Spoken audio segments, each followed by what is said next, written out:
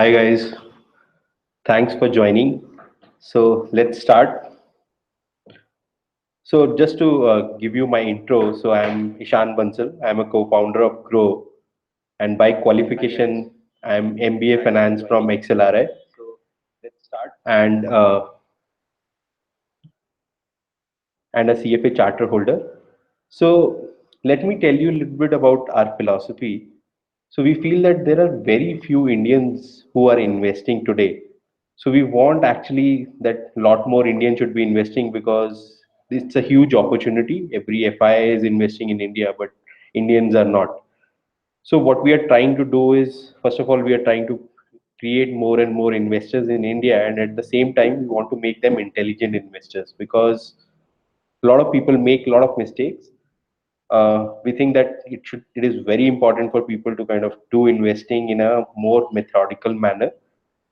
So let's try to kind of do it by starting this webinar. So the whole point of this webinar is kind of how to review your investment portfolio. The first and the most basic thing about this webinar is you should understand what is portfolio, right? So the portfolio effectively is a basket of investment products invested to achieve its investment objective.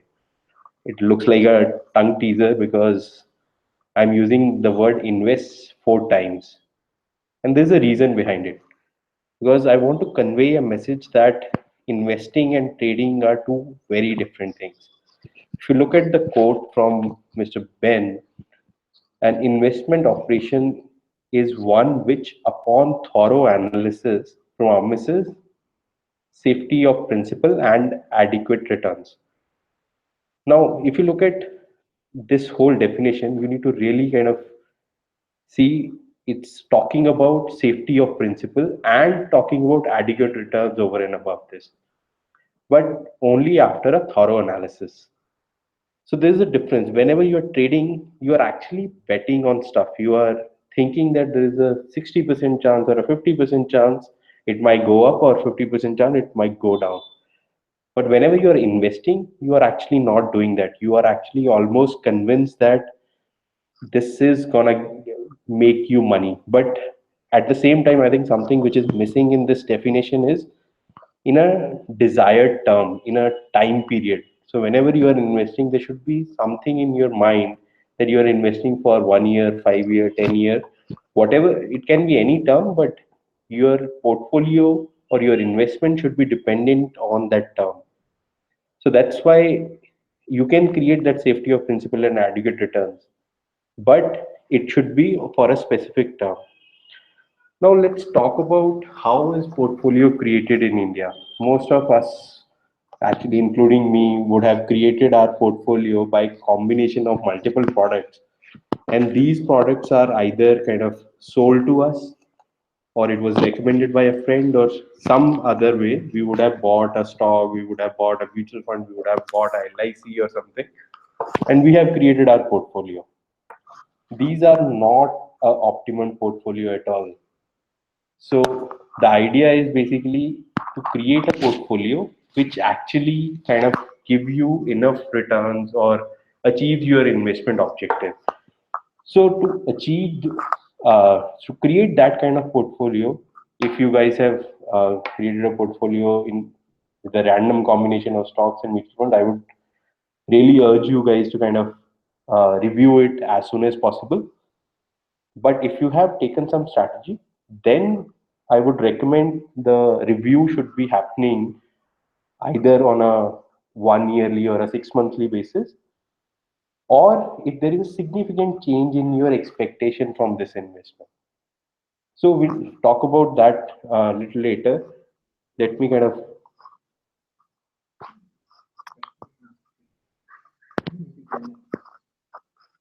okay. So guys, there's a live chat going on the right side of this webinar. If you have any questions, you can ask there. There are people who can help you. So let me take it forward from there, where I was kind of looking at a strategy. Currently, it's a random strategy, but I feel that there need to be a strategy which can actually help you plan your investments or plan your portfolio much better. So I call it map internal to external. This is just my name. So I am calling internal to external, internal to external. So what is internal in this? Internal is what is kind of personalized to you. So you need to look at what are your investment needs. So investment needs can be your goals, it can be your short-term investment, your long-term investment. Is it how large is the kind of investment portfolio you have? Because that also makes a lot of difference. And the second internal factor is the risk appetite. This is what you can say is like a tendency to kind of react to various situations.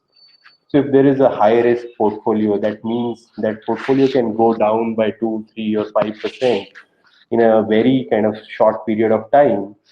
If you're gonna react to that in a adverse manner means reacting to it by selling and buying frequently, then probably your risk appetite is lower. So the idea is to combine these two factors and understand what is kind of the broad risk profile that you have. And at the same moment of time, it is very important to look at external factors. There are a lot of external factors starting from market movements, which you can see in Nifty and Sensex. Then there are sector performance. So by sector performance, you can look at small cap, mid cap, or you can look at specific sectors like telecom and all. And the third important factor is obviously stock selection. So as of now, there are many tools which can help you kind of go through the external factors, but internal factors are something that you need to know yourself. So let me kind of give you a example of how you can manage external factors. So stock selection. So today, if you're doing stock selection yourself, it takes a lot of time and a lot of energy from yourself. If you are able to do it, it's awesome. But if you are not, I think mutual funds is a very good way of kind of giving a stock selection job to a fund manager.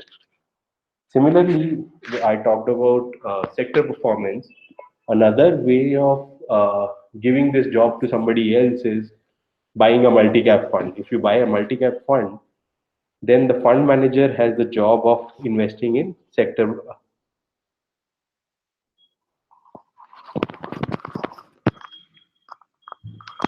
Hello. So let me kind of talk about sector performance again, where I was saying basically you can give this job again to a fund manager by buying a multi-cap fund, because then the fund manager will change the weightage of small cap, mid cap to and large cap based on the market movement. And last is market movement. This is interesting, right? We even if you buy a equity fund and the equity market is going down, you are still losing money.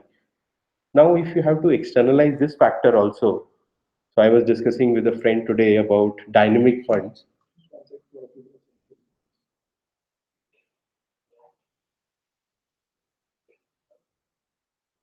So I think some people are saying some background noise. I think it will be probably specific to some particular PC. Let's kind of carry on. So the next point I was trying to make here is market movements. So market movements can be externalized by buying either a portfolio of mixed kind of products or by buying a dynamic fund. So dynamic fund is basically adjusting according to what is happening in the market. So let's take an example. So I'm just trying to kind of explain what I told you in last slide. It was probably too much, but still let's try to understand this example. So this is Ravi. Ravi is a 20-year-old guy. He just got married. He gets a decent salary and he's able to save significant amount of money, 30 to 40%. He invests 10K per month for long term and he thinks he can take risks, but in long term, he doesn't want to lose money. So this sounds slightly confusing, but at the same time, if you look at few data points, he's a young guy, right? He's 28-year-old. He's saving 30-40% of his salary, which is huge. He's investing only 10K per month, but for long term. If he's investing for long term, again, the possibility of taking risk is higher. And last, He can take risks, but he doesn't want to lose money. So when he says he doesn't want to lose money, he might lose some money in short term, but in long term, he'll never lose money. So let's look at his portfolio and see if there are any mistakes in that portfolio.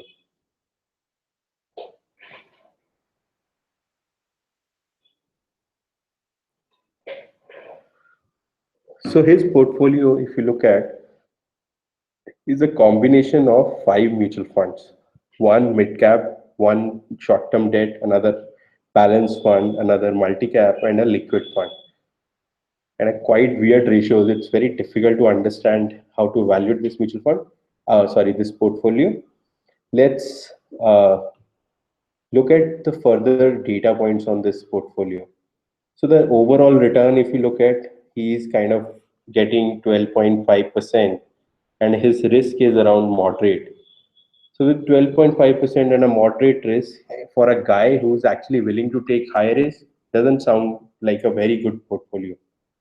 He has invested in liquid probably, and actually the highest percentage is in liquid. He shouldn't be doing that, right? Even though somebody must have told him that in liquid fund you can't lose money, that's why he is investing in liquid funds. But actually, it's not a right product for him. Let's look at the debt equity ratio.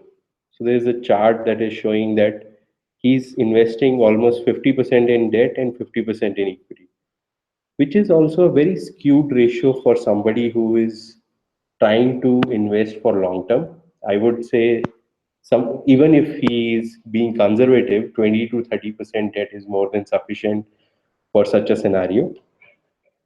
So from that perspective, we can easily see that there is some mistakes that this guy has made, and is kind of not understanding the whole methodology of creating a portfolio. Let's look at another example. This is Sahil. Sahil is 33 years old. He just had a baby. He has a decent sized portfolio and might start using money from this portfolio. See, this is very important because if you start using money from your portfolio, that means you're gonna do withdrawals. And he doesn't like taking risks. Again, this is another sign which shows that overall he need to be kind of conservative compared to uh, Ravi, right? So let's look at Sahil's portfolio.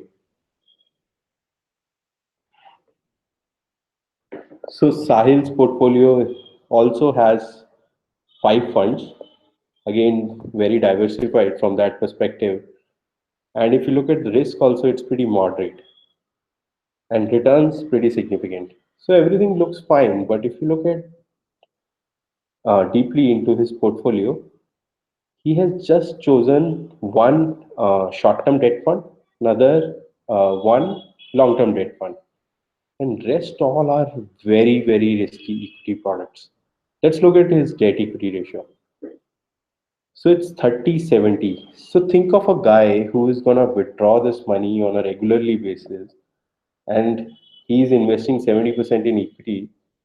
It's probably not a right decision. He should be actually putting more than 50% in debt. And he should be reviewing his portfolio and changing it today properly. So let's go back to and dig deeper on how you should be kind of creating this portfolio.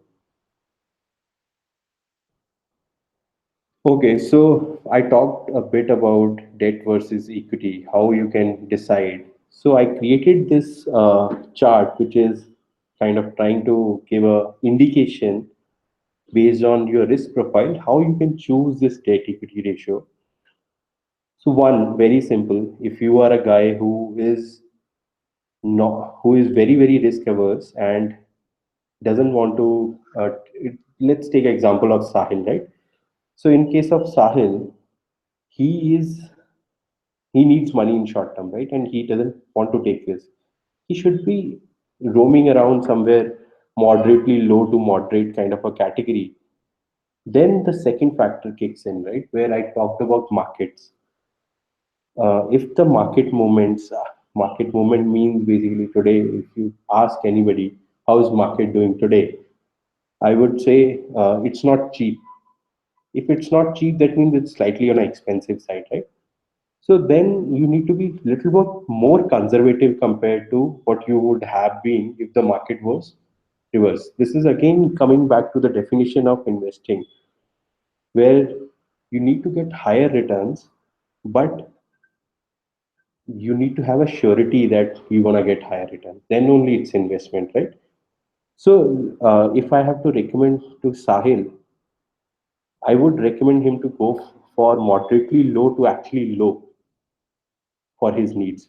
Whereas if we think about the other guy, Ravi, in his case, he can take a lot of risk. But again, same point where I talked about the current market condition. Let's assume the current market conditions are very good. Be, very good means if market is actually trading very cheap. So if market is very trading very cheap, I would actually recommend Ravi to go for very high category. In very high, you can do 100% equity.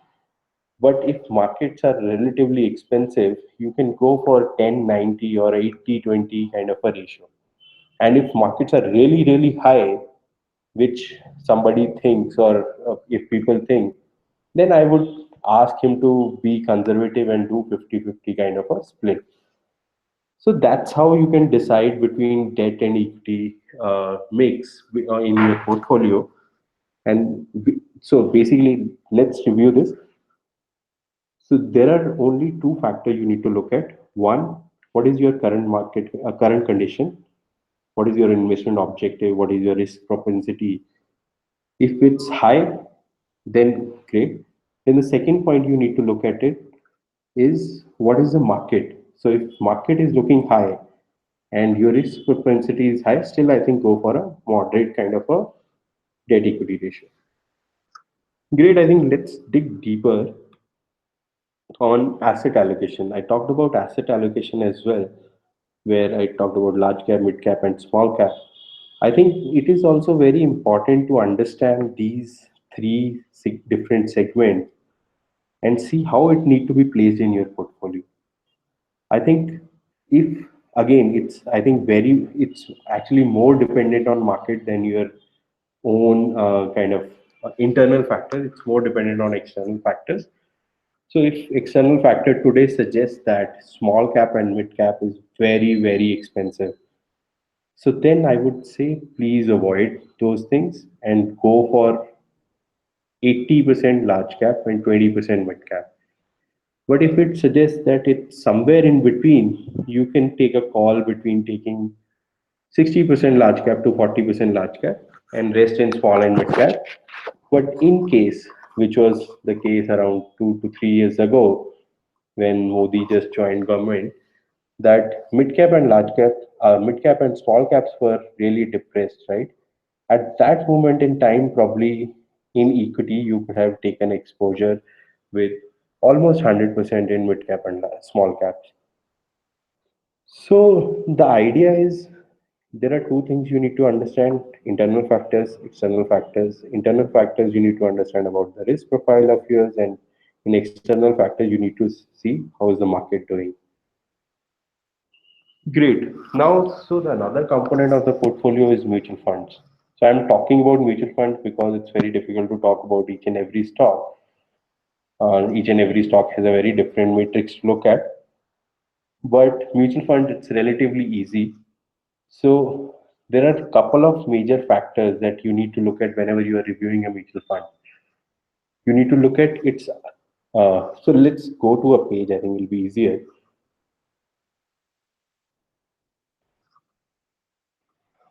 So let's look at this mutual fund. This is ICICI Prudential Value Discovery Fund. This is one of the most famous funds because if you see the AUM is total investment in this mutual fund, which is around 17,000 crore, is huge, right? And if you look at returns, 14%, not so bad. And we have rated it 4, but let's look at how to kind of, if we have to evaluate it, how will we evaluate it? So one thing you can do is there is a chart, right? You can use this chart to look at various time periods in a, let's say, recessionary kind of time period, how the mutual fund has performed in a high scenario, how the mutual fund has performed. Now, these are, I think, more technical, but I think let me give you a very simple kind of matrices to look at whenever you are evaluating a mutual fund. So we have given a benchmark to each of these mutual funds, and you can easily calculate the alpha. So alpha is nothing but a difference between the returns of this mutual fund versus its benchmark. So if you see, this mutual fund has given 50% lesser returns compared to its benchmark in last 1 year. That's really, really bad, right? And if you look at in 3 years, it's slightly better. In 5 years, it's really good. So first of all, you need to look at, is the alpha good? And the answer is actually it's really bad for 1 year, but it's decent for others. And second is actually the consistency of this alpha. That's really bad again. Now, what is more important? Is 1 year more important? Is 5 year more important? So, according to me, 1 year is important only if it's it's still consistent in terms of generating a significant amount of alpha from his benchmark. I'll tell you, I have one theory, or it's not a theory actually, I did some research as well, that if the mutual fund size increases significantly, it starts performing worse from its benchmark, which is actually very true for this mutual fund because this mutual fund has caused around 10,000 crores a year back, post which the returns have been really, really bad. Now, I would like to highlight one more kind of parameter. This is mean, right? So this mean actually means what you can actually expect from this mutual fund in future. So whenever somebody asks you how much returns this gonna give, it's very, you don't know, right? This is the answer, but whenever you are projecting a future, it's actually mean is a much better indicator of the future than a CAGR. So have a look at it. This will should be your expectation, and obviously then you can look at standard deviation that tells you how much plus and minus it can happen from that mean. So there are a couple of points which we have noticed in this is one, you need to look at alpha. Second, you need to look at consistency of this alpha. Third, you need to look at kind of any red flags. So we call even having very high AUM as a red flag because that means this fund doesn't have enough opportunities left to invest, right? So if think about this fund manager, he's already sitting on 17,000 crores, and if he gets 500 crores more, it will be very difficult for him to allocate. And I'll show you one more thing. Let's open this. So if you look at 81% of this mutual fund is in large cap today. This might be by choice, but I think the reason why it's 81% is because if you have to deploy 17,000 crores, it's very difficult to deploy that money in mid cap and small cap. And that's the reason why this fund, even after coming in a category of multi cap, is behaving like a large cap. So so this is one of the example of reviewing this mutual fund. So once you have done your debt equity, once you have done your small cap, mid cap kind of a review, you can do this review on your mutual funds. So one quote here I would like to highlight is, so best way you can predict the future is if you create it, but you can't do it in markets, but you can try to create it by creating a portfolio, which is better.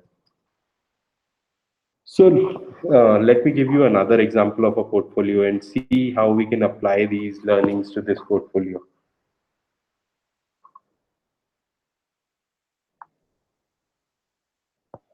So let's take a situation. This is actually my own portfolio.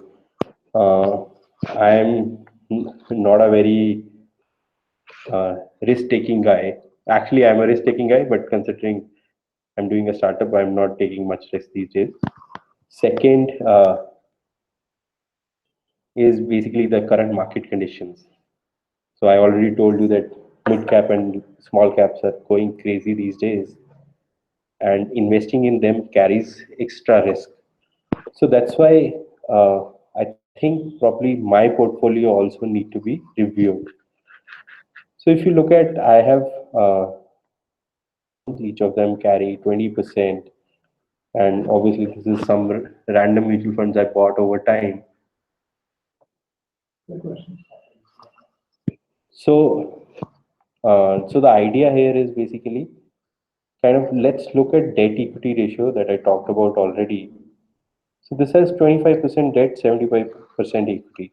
But considering I don't want to take risk, or actually I can't afford to take much risk, it is very, very high. So I would actually recommend myself to take probably 50 to 70% in debt and rest in equities. This is one. Now let's dig deeper again. So equity size breakup. So this is basically talking about what is the equity portion of my portfolio. Again, if you look at 50% is in mid cap. This is crazy considering today's valuation on mid cap. But again, it depends. I have invested in them almost a year back, and I have invested it for long term, then it doesn't matter. But in my case, I invested just for trying it. So I should probably remove it and focus more on large caps. So there are, again, similarly, you can evaluate your debt also, but let's not get into debt too much because it's it's much more, I would say, easier than equity.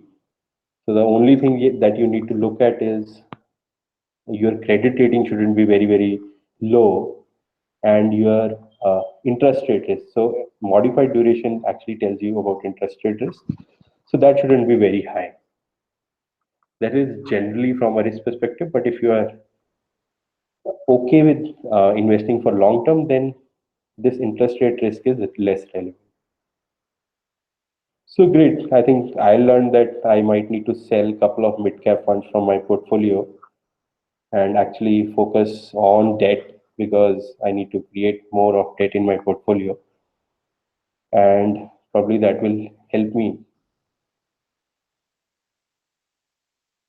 So I think, so there are a couple of questions I'm just seeing. So there are examples. So you guys are asking about the examples of the fund which are performing better. I think probably we'll take it offline. I'll probably share a list of funds which are doing better compared to what I have shown you guys. Let's now I would like to kind of make it into an assignment where I will create a WhatsApp group where all the participants from this webinar can interact. Obviously, I'll be there and I'll be helping you guys. But I would recommend you guys to create your own portfolios and share with the group for feedback. And also, we'll try to share as much learning as possible about the market, mutual funds, etc. But it will be helpful if you can help each other as well. So let me just post that link of WhatsApp group. Just give me a second.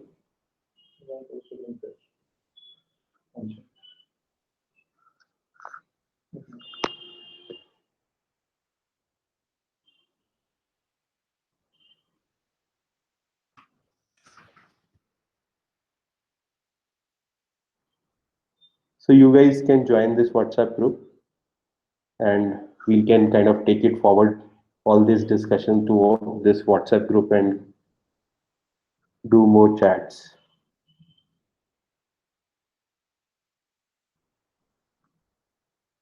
Let me open it back. So this is like an assignment for you guys who have kind of participated in this webinar to kind of join this group, create your portfolio, share with the group, take feedback, give feedback, share learnings about the market and the mutual fund, and help each other. So there's another thing I wanted to introduce.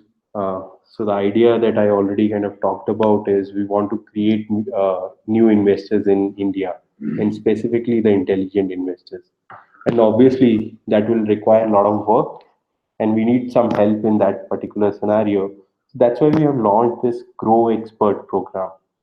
So this program is basically where we're gonna help you guys to become better investors and become actually experts over time by giving you various kind of tools. So one tool we talked about is doing webinars, doing coursework, doing expert community where you guys can learn from experts, where you guys can talk to even fund managers, where you guys can read stuff, as well as we're going to give you tools which can help you actually evaluate mutual funds, portfolios, and ability to kind of influence the new investors. So a lot of people who are coming on Grow and trying to kind of invest as well as they have a lot of questions. So we'll kind of engage those customers by giving them right recommendations. So those guys are being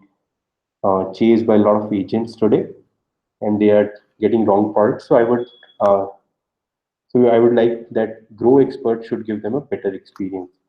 So that's the idea of this Grow Expert program. Anybody who is interested can kind of buzz me on my WhatsApp. I have just given my number and email. So whatever is comfortable to you guys, just buzz me and we can take it forward from there. Great. Thanks, guys. I'm just stopping this and we can continue this on chat topic.